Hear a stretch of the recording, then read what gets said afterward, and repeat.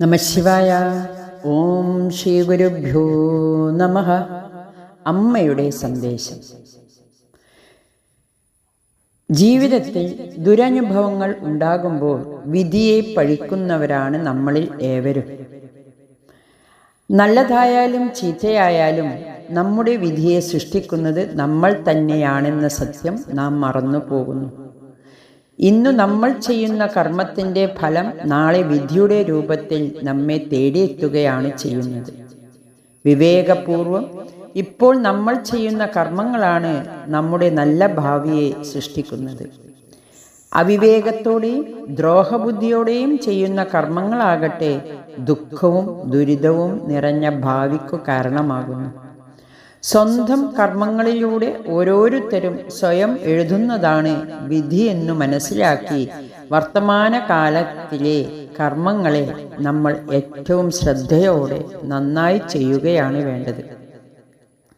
വർത്തമാനകാലം സത്കർമ്മങ്ങൾ ചെയ്യാനായി നമ്മൾ പ്രയോജനപ്പെടുത്തിയാൽ ശോഭനമായ ഭാവിയെ സൃഷ്ടിക്കാൻ കഴിയും. ഒരിക്കൽ ഒരു കൈനോട്ടക്കാരൻ തൻ്റെ രാജ്യത്തിലെ രാജാവിൻ്റെ കൈ നോക്കി പറഞ്ഞു, അങ്ങയുടെ കയ്യിലെ വരകൾ സൂചിപ്പിക്കുന്നത് ഇതിനകം അങ്ങേക്കു രാജ്യവും ഭരണവും നഷ്ടമാകും എന്നാണ്. എന്നാൽ അതിന് വിപരീതമായി ഇപ്പോഴും അങ്ങ് രാജാവായിരിക്കുന്നതിന് എന്താണ് കാരണം? രാജാവ് പുഞ്ചിരിച്ചുകൊണ്ട് പറഞ്ഞു, നീ എൻ്റെ കൊട്ടാരത്തിൽ വന്ന് കുറച്ചു ദിവസം എന്നോടൊപ്പം താമസിക്കും. അപ്പോൾ നിന്റെ ചോദ്യത്തിനുള്ള ഉത്തരം ലഭിക്കും. അങ്ങനെ കൊട്ടാരത്തിൽ താമസമായ കൈനോട്ടക്കാരൻ രാജാവിൻ്റെ ജീവിതം നിരീക്ഷിക്കാൻ തുടങ്ങി. രാജാവ് അതിരാവിലെ എഴുന്നേറ്റ് ധ്യാന ജപാദികളിൽ മുഴുകുന്നതും പിന്നീട് രാജ്യകാര്യങ്ങളിൽ ഏർപ്പെടുന്നതും എല്ലാം ശ്രദ്ധയോടെ നിരീക്ഷിച്ചു. പരാതികളുമായി വന്നു ചേരുന്ന പ്രജകളുടെ പ്രശ്നങ്ങൾ രാജാവ് അനുകമ്പയോടെ കേൾക്കുകയും തന്നാൽ കഴിയുന്ന വിധം അവരെ സഹായിക്കുകയും ചെയ്യുന്നുണ്ടായിരുന്നു. പ്രജകളുടെ ക്ഷേമത്തിനായി നടപ്പിലാക്കുന്ന പ്രവർത്തനങ്ങളുടെ എല്ലാം പുരോഗതി രാജാവ് അന്നന്ന് വിലയിരുത്തുന്നു എന്നതും കൈനോട്ടക്കാരൻ നിരീക്ഷിച്ചു. ഒരു ദിവസം രാജാവിനെ കണ്ടുമുട്ടിയപ്പോൾ കൈനോട്ടക്കാരൻ പറഞ്ഞു, അങ്ങയുടെ വിധി മറ്റൊന്നായിട്ടും അങ്ങ് എങ്ങനെ രാജാവായി തുടരുന്നു എന്ന് എനിക്കിപ്പോൾ മനസ്സിലായി. രാജാവ് പുഞ്ചിരിച്ചും കൊണ്ട് മറുപടി പറഞ്ഞു, വിധി ഒരു കുതിരയെ പോലെയാണ്. നമ്മുടെ കർമ്മങ്ങൾ കുതിരയുടെ കടിഞ്ഞാൺ പോലെയും. നമ്മൾ കർമ്മങ്ങൾ ശരിയായി ചെയ്താൽ വിധിയുടെ മേൽ നമുക്ക് നിയന്ത്രണമുണ്ടാകും. പക്ഷെ നാം വിവേകത്തോടെ കർമ്മങ്ങൾ ചെയ്യാതിരുന്നാൽ വിധി നമ്മെ കീഴടക്കുകയും നമ്മുടെ ജീവിത സാഹചര്യങ്ങളെ രൂപപ്പെടുത്തുകയും ചെയ്യും. വിധിയെ തിരുത്തി കുറിക്കാൻ ഈശ്വരൻ നമുക്ക് തന്നിരിക്കുന്ന പേനയാണ് വിവേകം അഥവാ ബോധം. ബോധം കൊണ്ട് വിധിയെ മാറ്റുന്നതെങ്ങനെയാണ്? വിധി എന്ന് പറയുന്നത് ഒരു വിത്ത് പോലെയാണ്. അത് വളർന്നു വലുതാകുന്നതാണ് നല്ലതും ചീത്തയുമായ ജീവിതാനുഭവങ്ങൾ. ഒരു വിത്ത് വൃക്ഷമാകുവാൻ എങ്ങനെ അനുകൂല സാഹചര്യങ്ങൾ ഒത്തിണങ്ങുമോ അതുപോലെ വിധി ഫലവത്താകാനും അനേകം ഘടകങ്ങൾ ഒത്തുചേരണം. ചെയ്തുപോയ കർമ്മങ്ങളുടെ മേൽ നമുക്ക് നിയന്ത്രണമൊന്നുമില്ല. എന്നാൽ വിധി പ്രാവർത്തികമാകുന്നതിനു മുമ്പ് ശരിയായ പ്രയത്നത്തിലൂടെ ശരിയായ കർമ്മത്തിലൂടെ നമുക്ക് ഒരു പരിധിവരെ ആ വിധിയെ മാറ്റാൻ കഴിയും. വർത്തമാനകാലത്തിൽ സത്കർമ്മങ്ങൾ ചെയ്തുകൊണ്ടിരുന്നാൽ ദുർവിധികൾ ദുർബലമാകും. ജ്യോതിഷത്തിലൂടെയോ മറ്റോ വിധിയെക്കുറിച്ച് സൂചനകൾ ലഭിച്ചാൽ വർത്തമാനകാലത്തിൽ ചെയ്യുന്ന പ്രയത്നത്തിലൂടെ ആ വിധിയെ ഒരു പരിധിവരെ നിയന്ത്രിക്കാൻ സാധിക്കും. അതാണ് വർത്തമാനകാലത്തിലെ പ്രയത്നത്തിൻ്റെയും കർമ്മങ്ങളുടെയും പ്രാധാന്യം.